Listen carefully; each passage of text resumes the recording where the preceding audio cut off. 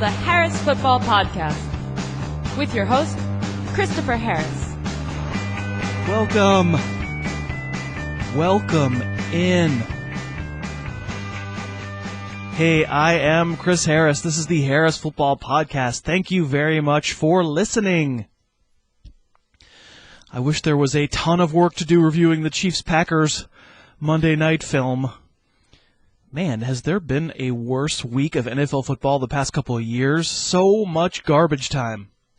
So much garbage time that Alex Smith's stat line looks respectable when he is one of the most dispiriting players to watch in the entire league. Like, I've said this before, I'd almost rather have Jay Cutler as my quarterback than Alex Smith. Not fantasy, I'm just talking about NFL. At least with Cutler, you get to, experience the full range of human emotion, including the acknowledgement that disaster can strike at any moment, that life ends. He's an insane, random, beautiful mess. Alex Smith is human L-tryptophan. He gives you no chance. Most bad quarterbacks, at least they're enticing because you can squint and dream of a better world, some parallel universe where Jay Cutler doesn't murder your dreams. Anyway, isn't there beauty in disaster? Smith had a hurry-up drill in the fourth quarter on Monday night, desperately trying to make up a 16-point deficit, and he led a 17-play drive. 17 plays. That's not a hurry-up, kid. With 8 seconds left before halftime, down 24-7 with the ball right around midfield, Smith scrambled around, doing the Hail Mary thing, waiting for his receivers to get to the end zone, and instead of throwing the Hail Mary, he ran for 19 yards, and the clock ran out. People say they find the Chicago and Jacksonville quarterback situations hopeless. I find Kansas City's hopeless. You have no chance. There's no chance. You can't play like this and win a title. You are doomed to linger on life support with heavy gravy dripping into your veins. Today's kickoff. It's part 2 of my Week 3 game tape review. If you missed part 1, download Monday's podcast. Today I'll have the rest of the games. Colts-Titans, Chargers-Vikings, Steelers-Rams, Bears-Seahawks, Niners-Cardinals, Raiders-Browns, and Bucks-Texans. Yes, Bucks-Texans, but you can always find something to talk about for fantasy. Let's talk about what I've seen that can help our fantasy teams. Have a couple of song parodies that will make you smile. And then JJ Zachariason will come aboard, and we will talk Waiver Wire for Week 4. We're brought to you today by SeatGeek, the best way to get tickets to this week's games. Interested in going to Ravens Steelers or Alabama Georgia? SeatGeek has you covered. It does things that other online ticketing sites don't. It pulls in ticket options from hundreds of online sellers. When you shop on SeatGeek, you're seeing virtually every ticket option available for that game all on one page. They have this really cool feature called Deal Score. It ranks every ticket on the market with a 1 to 100 value score, so you can easily identify the best ticket values in the building. And SeatGeek's mobile app makes the ticket buying process seamless and easy. Once you find a ticket, 2 taps, it's yours. So download the free SeatGeek app right now. Inside the app, enter the promo code Harris, and boom, you've got $20 off your first purchase. Every ticket purchased on SeatGeek is backed by a 100% guarantee, so download the free SeatGeek app and enter promo code Harris. There really isn't much to say about Chiefs-Packers. Jamal Charles and Randall Cobb scored 3 times apiece, which is good. Jeremy Maclin posted a big stat line, but had really done nothing before garbage time. Devontae Adams got 2 targets, re-rolled his ankle, missed the rest of the game, and I would be making other plans for Week 4. Eddie Lacy split time with James Starks, but didn't seem to have problems cutting on his injured ankle. He feels relatively safe against the Niners this week. Other injury news, Ben Roethlisberger's knee looks like, best case scenario. He doesn't have any torn ligaments, probably out a month plus, but we'll see. The Bills are leaking out that they may sit both LaShawn McCoy and Sammy Watkins Week 4 against the Giants, and we'll see about that too. At 2, Chris Ivory. Drew Brees is telling anyone who listened that he's optimistic, quote-unquote, about playing Week 4. Alshon Jeffrey told an interviewer he thinks he'll play Sunday. Eagles kicker Cody Parkey, done for the year. Philly signed former Dolphins kicker Caleb Sturgis as a replacement. So let's dig right into the rest of the Sunday tape. At the beginning of Colts-Titans, with the Colts running game, I almost felt like I was watching a carbon copy of how the Eagles injected a little life. A lot more inside zone with Frank Gore running toward the sideline looking for cutback lanes. Worked all the way through for Indy, down to Gore's game-sealing touchdown run on the same basic play. It's not like that will be unstoppable other weeks, especially not with Indy's offensive line only being so-so, but it was nice for 1 week. As for Andrew Luck, he came through, but that's 3 weeks for me now here. He hasn't looked like an elite player. His 2 big pass plays that picked up chunks and set the Colts up, I thought bad decisions into double and triple coverage where he underthrew T.Y. Hilton and underthrew Philip Dorsett, and those guys just saved his bacon by making a play. Not saying there's much of anything you can do fantasy-wise, and obviously there's tons of season left, just telling you what I see, and what I see isn't great play from Luck. But he's a bargain compared to Andre Johnson. Johnson had a big one called back by a holding call. Another absolutely ricochet off his shoulder pads. Not good. Dante Moncrief was on his way to doing not much at all, but he saved his day with a red zone catch late. It was very important in the comeback for the Colts, and we will take it. By now I think it's clear Moncrief is basically what Johnson was supposed to be. As such, I think he'll be in a high upside, low floor starter most weeks. Andre Johnson is nothing like a fantasy starter. If you wanted to drop him, listen, I'd be scared because I always worried that guys will come back to haunt me, but right now there is nothing there. So I'll admit when I saw the highlights on Sunday, I figured Antonio Andrews, the Titans running back, must just be spelling the regular guys, but having watched the actual tape, not so. Andrews was pretty clear lead guy. It's a long way from week one for Bishop Sankey. And the Titans have fallen out of love with him yet again. This is a committee, and Andrews played pretty well. He was all right. The overarching takeaway probably is use none of these guys. The game's truly key moment was Titans up 24-14 on the Colts 1, 3 cracks, no sale.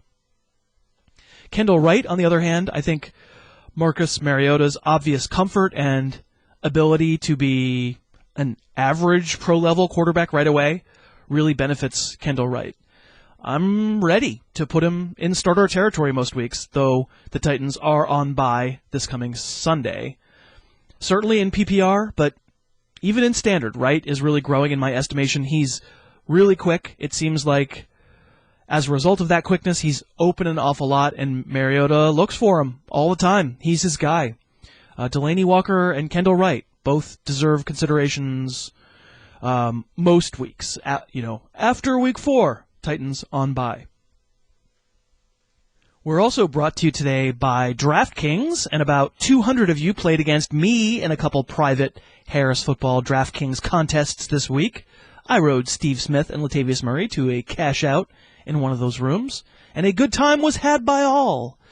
I know a lot of us feel saturated by the daily fantasy sports industry, and believe me, I'm as skeptical of new trendy stuff as the next guy, but in the case of DraftKings, the reason I advocate is, well, partly because they sponsor a lot of stuff, but honestly, it's also that I already played DraftKings myself and really enjoy it. You can play any week you choose and pick players based solely on that week's matchups.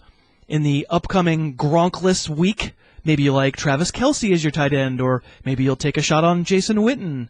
DraftKings doesn't require you to play for huge amounts, and they have contests where your odds are actually pretty decent. It's a fun test of your football acumen, and when you open an account and use my promo code Harris, they'll give you a free contest to try it out. I recommend it. Go to DraftKings.com and use promo code Harris. Game Film Rewind. Let's talk Chargers-Vikings. Don't need to dwell too long on Adrian Peterson. His second touchdown featured a "get off me" stiff arm. I don't imagine too many of you are struggling about whether or not to start AP. I had a lot of questions from many of you about why I didn't rank Teddy Bridgewater highly or at all for Week 3, which isn't to say he's not a good quarterback, but the Vikings still aren't asking him to do a lot.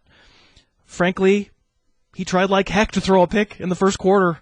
One snap before he actually did throw a pick in the first quarter. I don't know. I just had my Alex Smith diatribe at the beginning of the show, and there's a little bit of an Alex Smith vibe coming off of Teddy B just now. Just this game management stuff that isn't enticing for fantasy, although the Vikings are just doing fine with it. I guess receiver-wise, maybe if Charles Johnson's rib injury winds up costing him time, maybe that gives Mike Wallace license to become a factor, but for now, nope, neither one. Melvin Gordon. Mixed reviews for Week 3. On a 3rd and 2, where his line at least got him a stalemate, boy, you don't want to see him stopping and cutting and then not getting the yardage. Hit the line, man. It's 3rd and 2. There's something to be said against trying to hit a home run on every single rush when the situation doesn't necessarily call for it. But yeah, I still see it from him. There's real and elite acceleration when he goes hard and without hesitation. Buy on Melvin Gordon. Buy. Next week against the Browns, who sure do love to give up rushing yards, maybe both Chargers runners are fantasy factors. But Danny Woodhead couldn't really even get anything done this week with San Diego in total catch-up mode. I think that the days of furious tweets about why I don't respect Woodhead seem to be behind me for the moment. Keenan Allen, target monster, especially in that drive at the end of the first half, just again and again and again. Finally, deep in the second half, the Vikings said, okay, enough. Someone else will have to beat us. And they basically put a safety directly on top of Allen everywhere he went, and it worked. Malcolm Floyd got targets. Stevie Johnson did too, but Stevie's ka-thunk off his hands in the red zone, leading to a 90-yard interception return, proves it. Defenses have to stop Keenan Allen, and nobody else in that Chargers receiving core is going to kill you, at least not until Antonio Gates comes back, and we see what he has left, and that will be in Week 5. You don't have to tell me what the Steelers look like when their triplets are healthy. Antonio Brown was on his way to an all-timer against the Rams in Week 3. He was thumping the heck out of Janoris Jenkins. Le'Veon Bell gets you receiving yards, even when he doesn't bowl you over with rush yards. Though, please, Le'Veon, Bubala, no more trying to jump over tacklers. Please, stay healthy. But none of this is news. Big Ben missing a month or more, and Michael Vick being in there, that's news. So when I watched this Steelers-Rams tape, what I tried to take away was, what did it look like with Vick? It wasn't good. Brown disappeared. Vick scrambled around a little bit, but really doesn't have his quicks anymore. Bell ripped off a couple nice runs to get them field goals, but, it wasn't good. And, you don't throw these guys away because, obviously, well, first of all, Vic wasn't running a game plan designed for him. It was less than a half of game time, and the Rams are good on defense. But for sure, you're going to worry. These great weapons, they might not be as good as they are with Big Ben. To some degree, obviously, who cares? In commissioner style, you've got Bell, you've got Brown, you're starting them. They're your stars. You have to run them out there for the moment. In DFS, though, I've been using Antonio Brown every week without fail, but this week I'm strongly considering giving him a rest so I can see what Vic even is at this point. Going the other way, the Nick Foles lobby is very silent these days. There were a lot of people when Foles was in Philly, and I was telling you how bad his game tape was, even in his magical year. They were not happy with me, but, by and large, tape doesn't lie, and I am agnostic. I don't have an incentive to see Nick Foles go down in flames. What do I care? He's just not a good quarterback. The losing pick in this game was brutal, but overall, you've got to make more happen when there's a game just there for the taking. Of course, Foles has good moments. They all have good moments, but he's late on throws, and he's incredibly poor when he has to move. So the only other question here was the debut of Todd Gurley, and Gurley didn't get to do much. Trey Mason played 21 snaps, Gurley played 14, Benny Cunningham played 13. Gurley had one nice catch and run, but mostly didn't do much of anything running. The optimist in me will look at, I think it was his second carry. He was bearing down on William Gay, and Gay is a smaller guy, and he made a business decision and tackled Gurley's knees. And he made the tackle, so this isn't at all a criticism of Gay, not at all. But I think it's a glimpse of the future when Gurley's explosiveness has returned and he's still got that size and he's barreling down the field. There are going to be a lot of players who are not interested in taking that on. And now begins the parade of dog games. Bears Seahawks. What are we really going to get fantasy-wise out of watching this dreck? I'll say it's heartening. Matt Forte can have the world stacked against him and still look good, at least in the first half, before the Seahawks said, all right, Mr. number 22, time to just sit on that guy, and he can't gain yards against us. Anyone else but him. The Bears punted every single possession in this game, which is hard to do. Jimmy Clausen picked up right where he left off against Arizona last week. He was awful, to the point where it's worth asking if a healthy Alshon Jeffrey, who I mentioned earlier in the show, is a good fantasy option if ever, if Clausen is his quarterback. I mean, he probably is. Raiders next week, yeah, if Jeffrey plays, I'm probably going to start him. But I'm also probably going to have a pit in my stomach as I do it. Is there an excuse for Russell Wilson kind of being meh in this big emotional game for the first half? It was just strange. Like, Seattle didn't move it.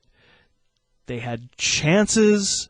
They kept not converting third and shorts. And Marshawn Lynch gets stuffed again. And it's like, what's going on exactly? Are we seeing this Seattle offense turn into something that's not familiar to us? Thomas Rawls, who certainly will come up during the waiver wire discussion later in the show with JJ, the rookie undrafted running back, he got the early down work before Lynch decided he was ready to play. Marshawn Lynch. Not for the first time. Lynch's personal schedule apparently did not jibe with the NFL's schedule, and he could not be ready for the game. But anyway, Rawls got the early down work early, and Fred Jackson was the third down back.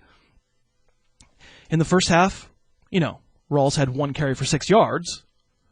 Before it was 20-0, he had 6 for 39. So, like a lot of guys this week, I find myself unable to tell exactly what he is because the big runs and the production came when the outcome was really no longer in doubt. I'll say this, I guess, based on week 3 usage, if Lynch winds up missing time with a bad hamstring, that's no doubt related to his bad calf. I would probably pick Rawls over Fred Jackson. As I said, we'll talk about him in a little while. But as I always say, guessing usage, it's pretty tough. And Seattle plays Monday night. Another one of these. I would say, any Lynch owner thinking of waiting for beast mode, I guess, should be adding Rawls, I guess. If we thought Bears Seahawks was a tough tape to get anything out of, how about Niners Cardinals? Good Lord. Kaepernick throws 2 pick sixes before his tats are dry, and we're slogging through 55 minutes of meaninglessness. I'll say this, Carson Palmer did throw one terrible, usual Carson Palmer-esque pick, one of his fall-away specials where, he'd just be so much better off eating it. But in general, I think Palmer probably deserved better than 311 yards and 2 touchdowns. He was sharp. I text all the time with Drew Brooks, my friend and former producer of the Fantasy Underground, and we always marvel at how willing people are to buy in on Palmer because in the long run we both feel like we know exactly how this movie goes. It either ends with an injury or in a flurry of unbelievable picks. But if I'm going to say I'm agnostic and just deal with what I actually see, what I see here is Carson Palmer on fire, playing great, and really helping his fantasy teams. And Larry Fitzgerald, I was taken aback last week when Mike Clay came on this very show, told me he was now going to rank Fitz based on the assumption that he's back to being clear number 1 for Arizona and a borderline top 10 fantasy receiver. I am not taken aback any longer. I'm just behind the curve, behind Mike. I'm not sure I can quite go there yet, but man, based on what you see, based on the production, based on the volume, based on the after the catch ferocity that he showed on Sunday, I totally get it. As for Carlos Hyde, this is the nightmare scenario Cousin Josh warned me about. And it's also the reason I didn't get all crazy ranking Hyde as like the number 4 rusher in fantasy the week after week 1. By the way, how much of a weird fluke is week 1 looking like right now? How do you explain that one, Niners crushing Vikings? Anyway, Hyde didn't do anything wrong while this Cardinals game was still competitive Sunday, but he didn't do anything right either. He didn't do anything. It was such a huge joke. The big news that Carlos Hyde made was getting tackled for a safety. And as Cousin Josh would tell you, this has to be part of the equation when it comes to Hyde. We think Cousin Josh got it wrong on Hyde's talent, but team-wise, game flow-wise, hell yeah. That's obviously even a bigger risk than I was willing to admit, and Cousin Josh has that right. Next week, Packers. You don't want to predict game flow, but who can't see that one getting out of hand? Film Room Surprise. I keep saying this when talking about the process of reviewing film. That word keeps coming up, agnostic. I try to be as agnostic as I can be about game film, not think so much about a player's life and times and history, but more just let the game film speak to me. Let it tell me what it wants to tell me. And in the case of Raiders-Browns, it tells me that Derek Carr played really well. There's no taking anything away. I thought, even despite a good win against Baltimore and a big comeback drive in week 2, I thought he stunk and got away with a lot of stuff. But in week 3, he was controlled and accurate and threaded a few nice throws to Amari Cooper. And yes, it was against the Browns, and the Browns defense keeps looking worse every week, but they don't grade on a curve in the NFL. Just like I said with Allen Robinson and Blake Bortles last week, Cooper starts looking a heck of a lot more attractive if this is the effort we get again and again from Derek Carr. I want to see it again and again, but better than the alternative.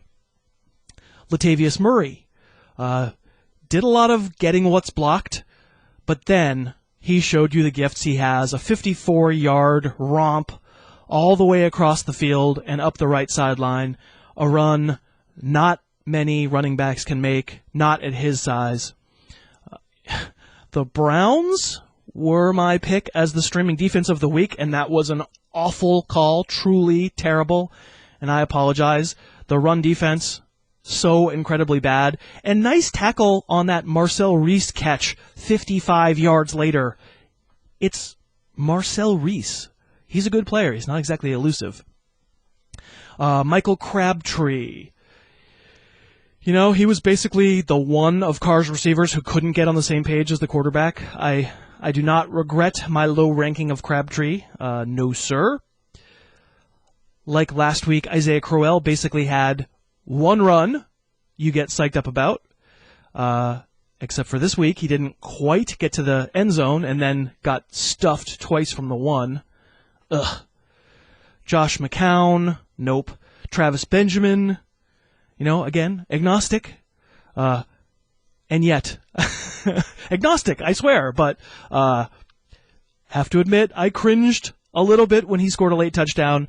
It was a nice play for a little dude. He caught it short, not quite into the end zone and powered through tacklers to get in. Not the kind of power you expect to be in such a little body. But Travis Benjamin is just another guy. Just another one in the rotation of the Cleveland Smurf receiving corps. Taylor Gabriel got more shots over the course of the game than Benjamin did. There's Andrew Hawkins. But then Benjamin gets in again, 4 catches for 45 yards, but he gets the touchdown. And so the reason I cringe is simply because it's another week of me fending off tweeters. Where's Benjamin? Where is he? He's not ranked. That's where he is. And finally, we get to Buccaneers-Texans. Mike Evans. Hey, there's good news. See, there's something in every game. Mike Evans looked like himself. Really good.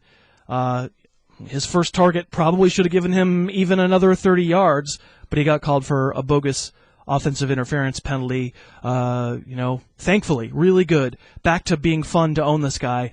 First catch was badly thrown, but Evans made a great adjustment. A couple wicked snatches on deep in cuts. We sure like seeing Jameis get it to Evans as much as he did, often to the detriment of the actual Bucs, as Evans did have one really bad drop, and Winston's pick was a pretty stupid throw to Evans into double coverage, but what the heck, 17 targets. We will take it. Making up for lost time. Like it. A few Doug Martin thoughts. Doug Martin will break your heart. Whoa, the auto Doug Martin sensors on Amber there went a little bit crazy. Anyway, Martin, still a good player. A couple tremendous runs that didn't go for touchdowns but made for fun film watching. That guy can really take a hit and stay on balance. I'm not letting Charles Sims' long catch and run for a touchdown get me down. Martin had outsnapped Sims 27-14 going into the fourth quarter, and Sims stayed on the field in catch-up mode in the fourth quarter. But, I feel like the Sims possibility, the garbage time stuff, the catch-up stuff is pretty much baked into Martin's current pricing. That's why he's a number 2-ish fantasy back, or maybe even a flex, because he doesn't have a big offense behind him. I don't think there's any reason to panic based on usage coming out of week 3. And so much for the Chris Polk era in Houston. Alfred Blue came out as the pure number 1 in lieu of Arian Foster. And let's face it, he was productive from the very beginning, with pretty nice room to run and powerful through the hole with no hesitation. While the Texans were down at halftime, Blue had 15 carries for 67 yards. 15 carries at halftime in a game Houston was losing. If ever there was a statement about Ryan Mallett, right? Anyway, do you know what they're going to do this week with their running backs? Me neither. Can't rely on it. Can't do it. Exactly. This week it worked, but Alfred Blue's the same guy who ran 10 times for 5 yards last week. Just hope that Arian Foster comes back in week 4. Hoping. That's pretty much all we can do. Harris's music digression. Hey, nobody said the digressions all have to be original artists with brand new indie rock tunes, right? Today's digressions are from a couple of amazing listeners. The first is Viola James, who's a listener, also a singer and illustrator par excellence. This is a great one, a tribute to the T-Rich balloon and all the trash bags we've ever drafted. Drafting super high, super duper high. Yeah, you took them way too high. Drafting super high, super duper high. Yeah, you took them way too high. Drafting super high, super duper high. Yeah, you took them way too high. Drafting super high. When the balloon hits the window, take a moment to scream into your pillow. Me and C. Harris don't mean to ramble, but we know that your team is in shambles. Shaking both our heads like you logo. But don't be evil tonight. Big no-no, I know. You wanna play the game till you're solo. At the top, beating frames like they Lolos. The trash bag again. Is it going low? The trash bag again. Is it going That was great! How unbelievably great was that? How completely insane that this is my life now. But wonderful, amazing. That's based on Missy Elliott's Super Duper Fly. Amazing. And just to prove that people are actually listening to the show, the great Matt Herring took up my challenge to adapt Soundgarden's Spoon Man to be more appropriate for Giants tight end Larry Donnell.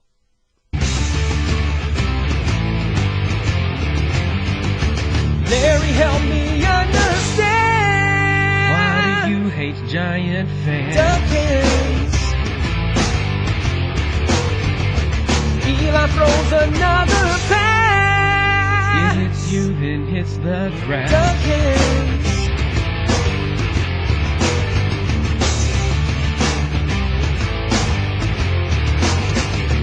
Duckins. Now if this are on this man, Larry, I am sorry, Stickums fan, Larry.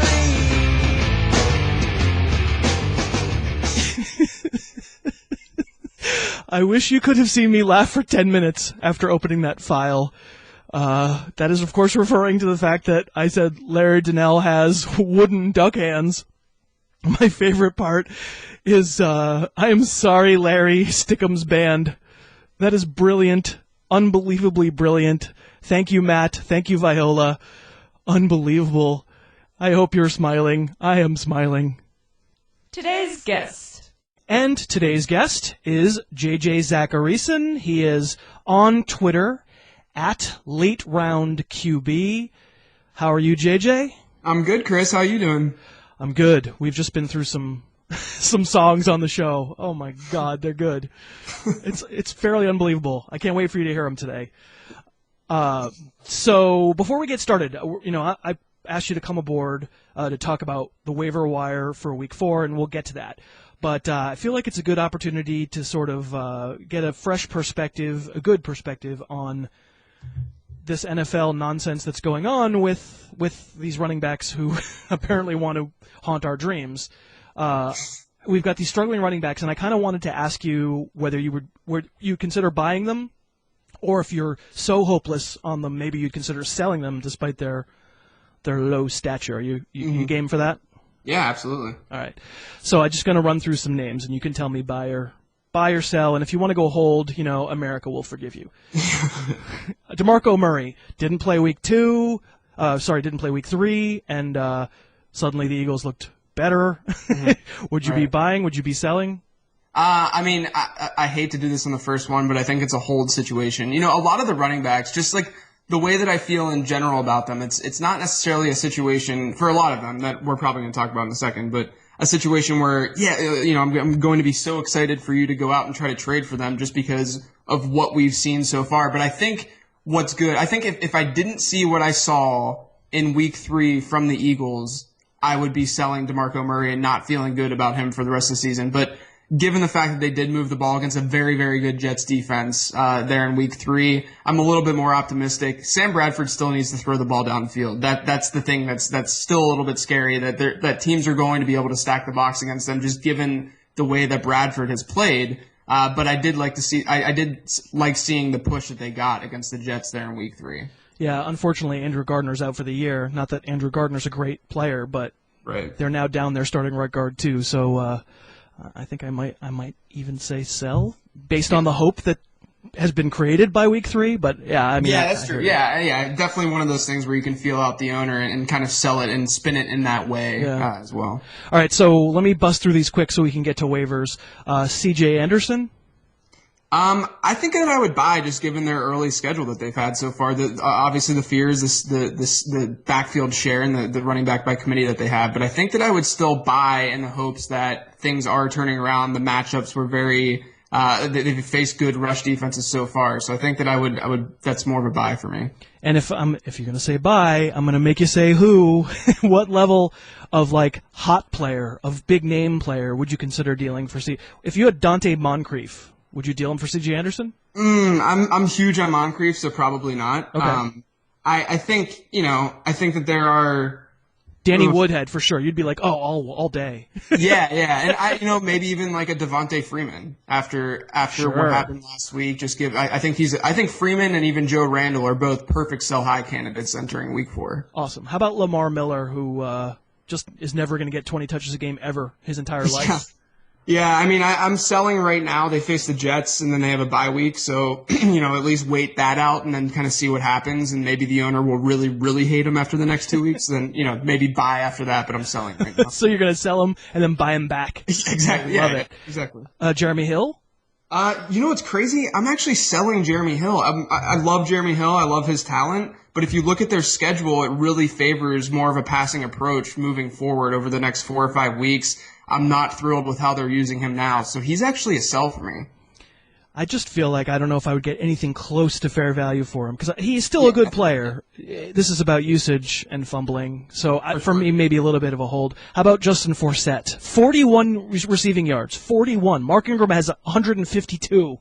Yeah, I think he's a hold for me. Okay. The Ravens do have a favorable schedule coming up. They get the Steelers, Browns, 49ers, Chargers, Jags. I mean, there are definitely some favorable matchups, even though, maybe not the Jags as much, but I do think that things should move a little bit more favorably for him, but there are other backs in that backfield that you should be a little worried about. So he's a hold in general for me. All right. Lastly, how about Marshawn Lynch?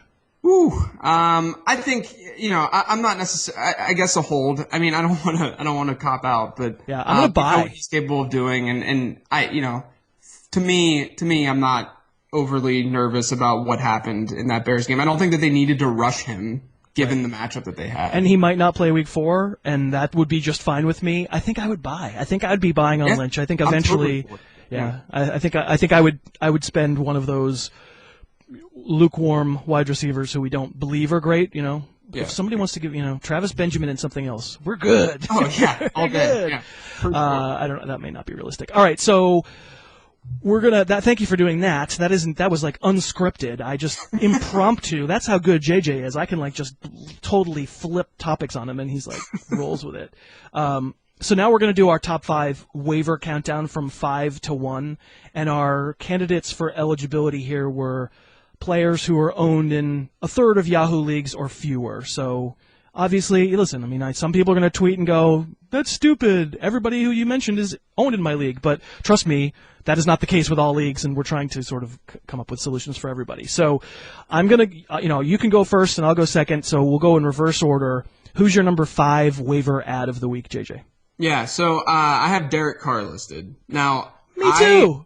Do you? Number 5. Nice. That's a good start. Here's the deal. Entering the year, I was not, last year, what I saw, what the analytics said, Derek Carr did not have a good rookie season despite his touchdown interception ratio. A lot of that had to do with very short touchdown passes, which don't necessarily translate from one season to the next.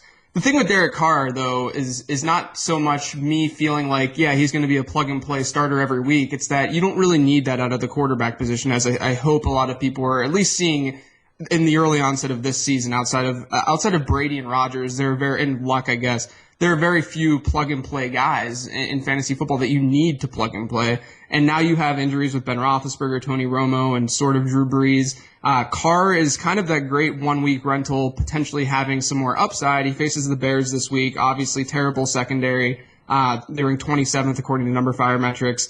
The one thing that I'm a little bit afraid of is that the two teams that he's beat up on are now Baltimore and Cleveland, who both kind of have looked worse in the secondary than what we thought that they would look. You have Baltimore has Jimmy Smith, Cleveland has Joe Hayden. Both of them look a lot worse than they did last year. So I think that's kind of the hesitation I have with Carr, but overall, I think he's a great streamer, at least in week 4. So I'm not going to say too much more than that. I'm a big game tape guy, and I think Carr's tape has been pretty generally terrible until this past week, and he didn't make any mistakes.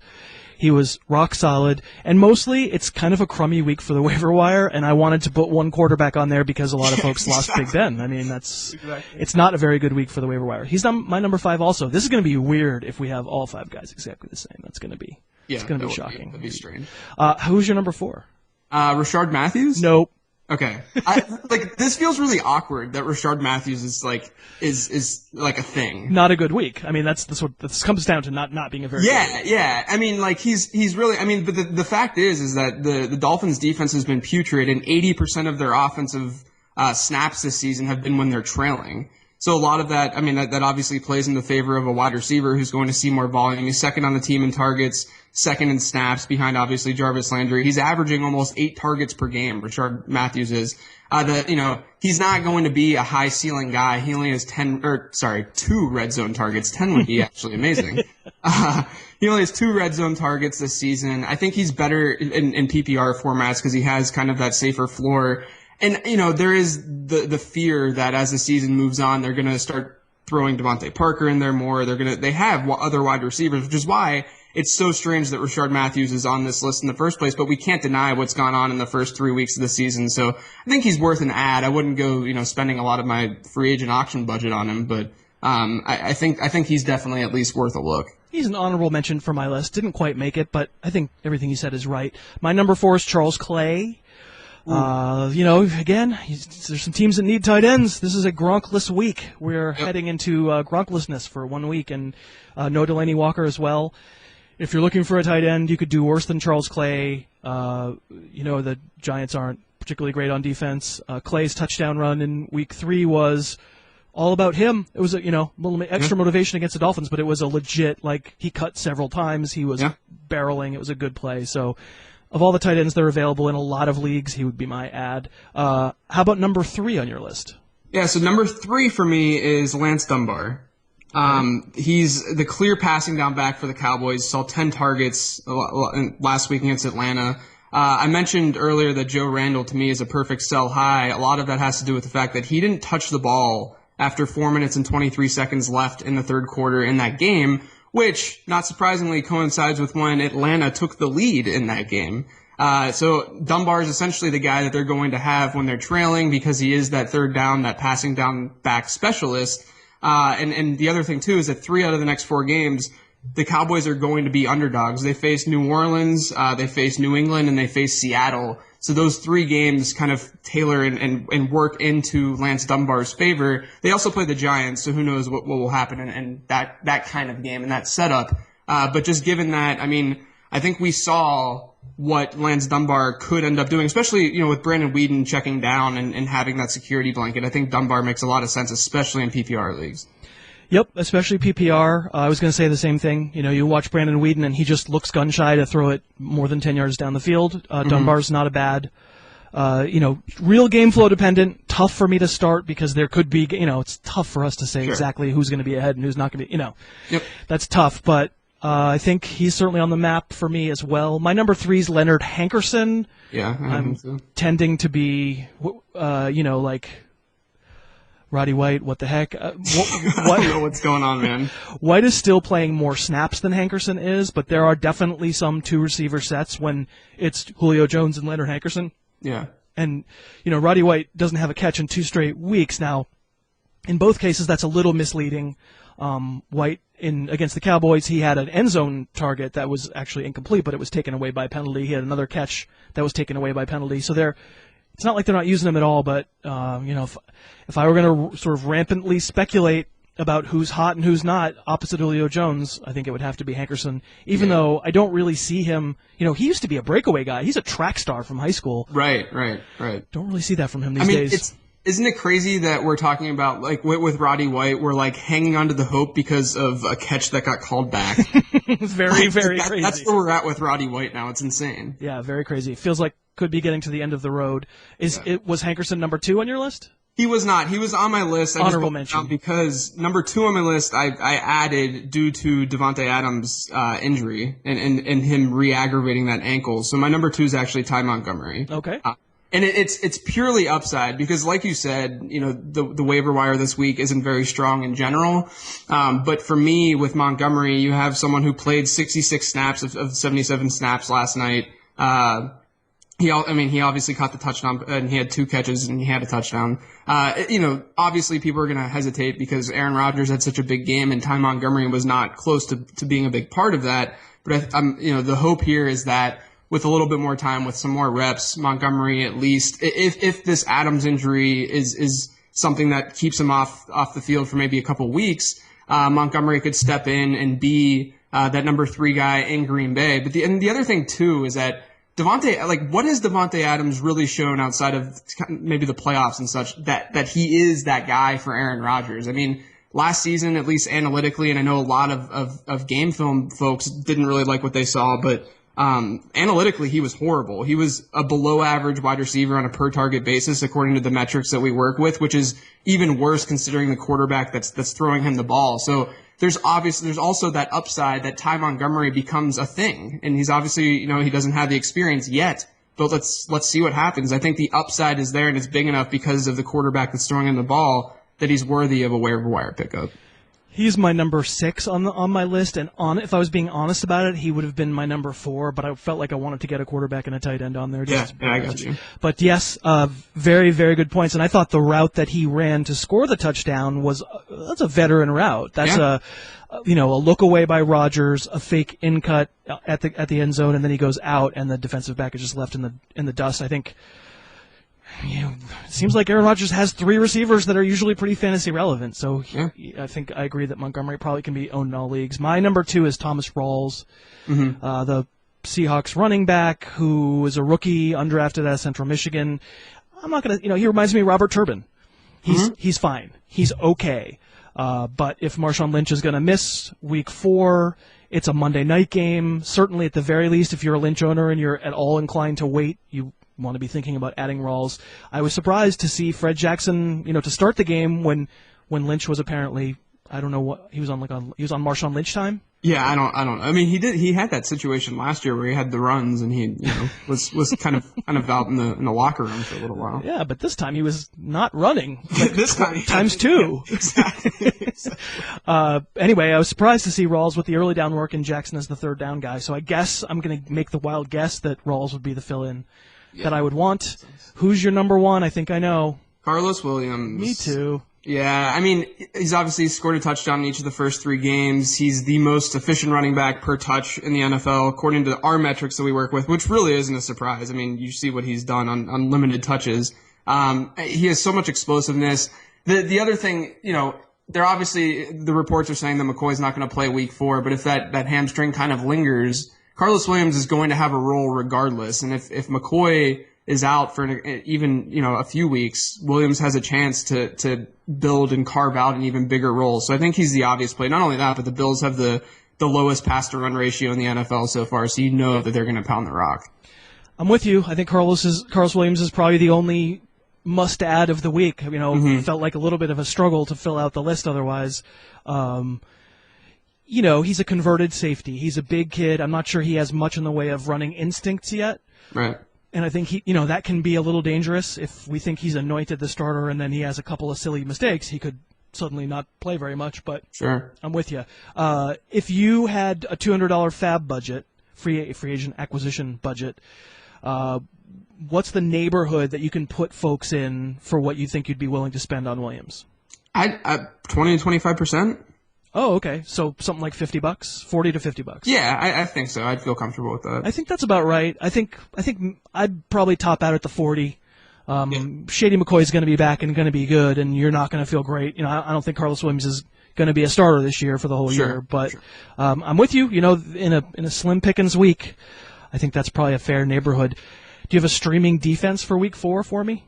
Yeah, how about the Colts against the Jags? The Jags, 12 of their last 18 performances dating back to last season, they've given up, outside of week 17, because that's irrelevant to all of us who play fantasy football.